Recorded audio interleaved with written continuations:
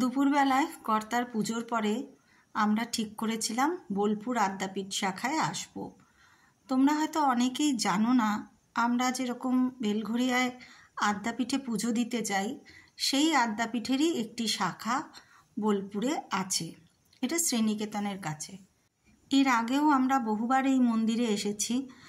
এই পাড়ায় আমাদের এক বন্ধু থাকেন, বন্ধু পরিবার। তাদের বাড়িতে যখনই আসি মাকে প্রণাম করে যাই। তো এবারে ঠিকই করেছিলাম যে কালী পুজোর সময় আদ্যাপীঠে আসবো, কারণ অনেকবার ভেবেছি আসবো, আসা আর কিছুতে হয় না। এবারে কালী পুজোর সময় যে শান্তিনিকেতনে আসবো একেবারেই ঠিক ছিল না, হঠাৎ করেই আসা। তো আসার পরেই ভেবে রেখেছিলাম আদ্যাপীঠে আসবো, কারণ আমাদের ওখানে আদ্যাপীঠ খুব কাছে থাকলেও এত ভিড় হয় যে কোনো দিনই আমাদের কালী পুজোর রাতে আদ্যাপীঠ বা দক্ষিণেশ্বর যাওয়া হয়ে ওঠে না। মায়ের মূর্তির একদম সম্মুখে বসে এত সুন্দর করে পুজোর দিন সময় কাটাবো, মানে এ আমাদের স্বপ্ন, ভাবতেও পারিনি। এত ভালো লাগলো আজকের সন্ধেটা, কি বলবো। সবাই ভীষণ ভক্তি ভরে প্রণাম করলাম মাকে। আর মন্দিরটাও এত সুন্দর সাজানো, মানে ভিড়ভাট্টা তো একেবারেই নেই। এই পাড়ার লোকজন, মানুষজন এত ভালোভাবে এখানে পুজো দেখেন, পুজো করেন, সত্যিই দেখতে দেখতে মন ভরে যায়।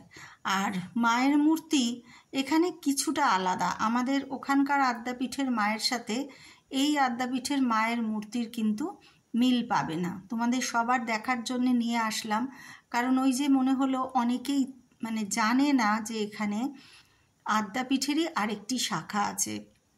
কেউ যদি কালী পুজোয় মন ভরে পুজো দিতে চাও মাকে, তাহলে ওই বেলঘরিয়ার আদ্যাপীঠের ভিড়ভাট্টায় যদি যেতে অসুবিধে হয়, আমার মনে হয় এখানে চলে আসা খুব ভালো।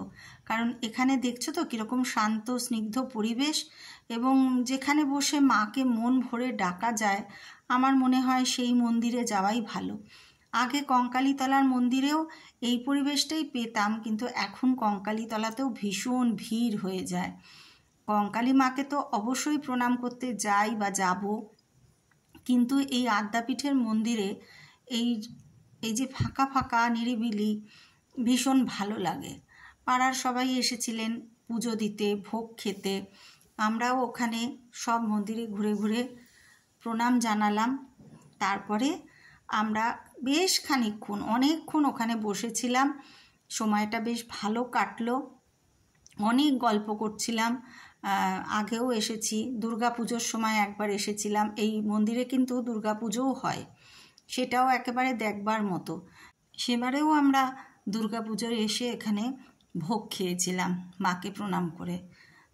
তো চারিদিকের পরিবেশটা সত্যি ভীষণ ভালো লাগে আমাদের। তারপরে আমরাও একটু ভোগ নিয়ে যাব। মহারাজ আমার কর্তাকে নিয়ে গেলেন ভেতরে এবং আমাদের জন্যে বাটিতে করে ভোগ তুলে দিলেন, কারণ বসে খাবো সেই সময়টা পেলাম না। আমাদের যিনি টোটোয় করে নিয়ে গেছিলেন তাকে ছাড়তে হবে বাড়িতে। খিচুড়ি, লাবড়া, পায়েস, একদম সুন্দর ভোগ গুছিয়ে দিলেন। আজকে কালী পুজোর দিনটা সত্যিই সার্থক মনে হচ্ছে এখানে থেকে। জয় মা।